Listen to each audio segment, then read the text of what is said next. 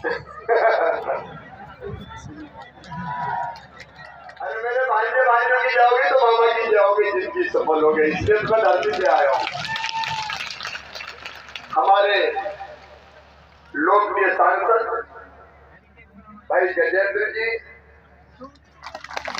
मध्य प्रदेश के वरिष्ठ नेता, प्रदेश में जो बहुत लोकप्रिय है, और आपके उम्मीदवार आदरणीय अंतर सिंह दादो, जिलाध्यक्ष भाई ओम जी। अब चूंकि समय बहुत कम है, आप सबको मंच को यहाँ से प्रणाम करता हूँ। मेरी आज अभी 10 सभाएं हैं। मेरी बहनों, मेरे भाइयों, भांजे भांजियों, आप सबको नमस्कार, आप सबको प्रणाम। हमारे रैलाल सिंह भाई जैसे भी कार्यकर्ता सब चुनाव के काम में लगे हैं, इनकी भी पूरी स्थान और सम्मान की चिंता की जाएगी। मेरे बहनों भाइयों, मैं सरकार नहीं चलाता, मैं परिवार चलाता हूं। परिवार, आप सब मेरा परिवार है। बोलो सही बात है कि नहीं? मैं आपको मुख्यमंत्री लगता हूं कि भैया?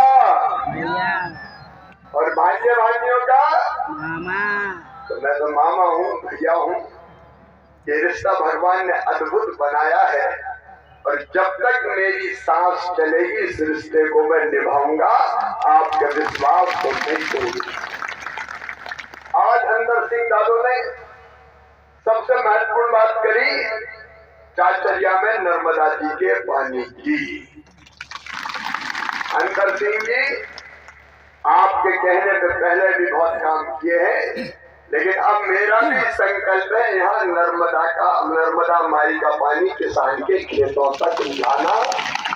उस पर तेजी से काम चल रहा है, पूरा वर्कआउट हो गया है, और अब जल्दी नर्मदा जी का पानी लाने की योजना का हम शुभारंभ करेंगे। देखिए, भारतीय जनता पार्टी की सरकार काय के लिए? मैं काय के लिए हूँ? मैं केवल पद पर बैठने के लिए नहीं हूँ, मैं आपकी भलाई के लिए हूँ, आपकी सेवा के लिए हूँ। मेरी बहनें इतनी बड़ी संख्या में बैठी है। मेरी बहनों, मैं आपको बहुत लाड करता हूँ, लेकिन मैंने बचपन से अपने गांव में भी देखा था कि बहन को अगर 1000-2000 रुपए की जरूरत पड़ जाए तो हाथ फैलाने पड़ते थे, और कई बार पैसा नहीं मिलते थे तो मन उदास हो जाता था।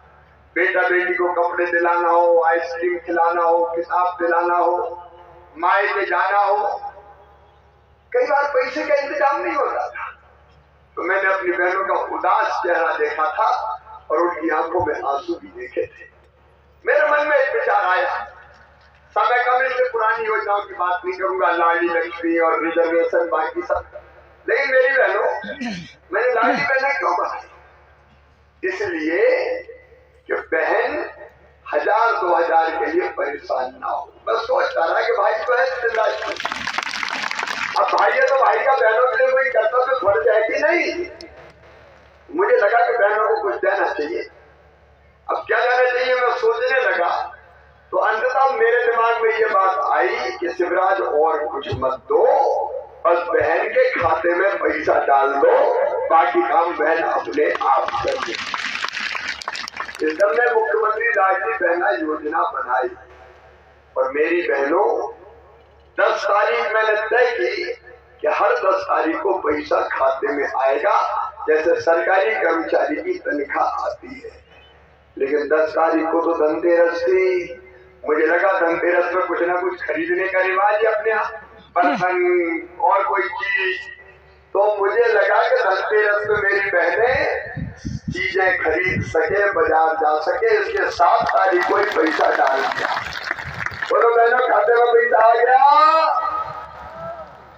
अब एक बात और अंतर सिंह दादो ने कही, तो कुछ बहनें रह गई है, अभी रह गई ना, हर गांव में 5-5-10-10 रह गई है ना, तो वो बहनें भी उदास ना हो, इस बार सरकार बनने के बाद तुम्हारा भैया पोर्टल खोल के उनके नाम भी जोड़ देगा।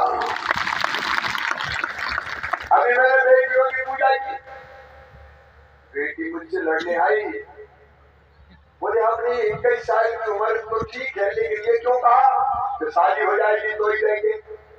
तो मैंने कहा बेटी हाँ ये तो हो गया। बोले मामा हमको तो पढ़ना है, हमको नहीं करना जल्दी शादी, हमें पैसा नहीं दोगे क्या?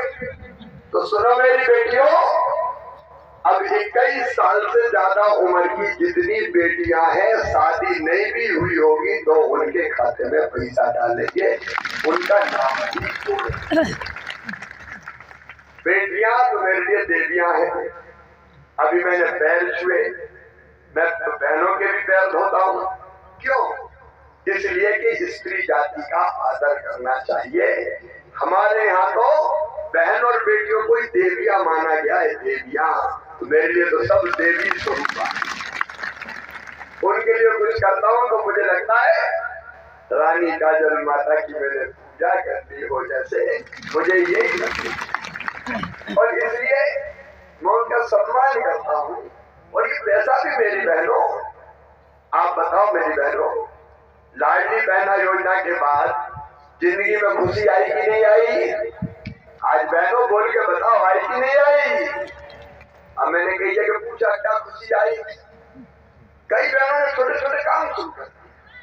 कोई ने पुरानी सिलाई मशीन लेके सिलाई का काम कर दिया, कोई ने चाय का ठेला लगा लिया, कोई ने फल का ठेला लगा लिया। एक मुझे बोली मामा मैंने तो फालतू खर्चा नहीं किया, भोजनालय छोटा सा खोल दिया।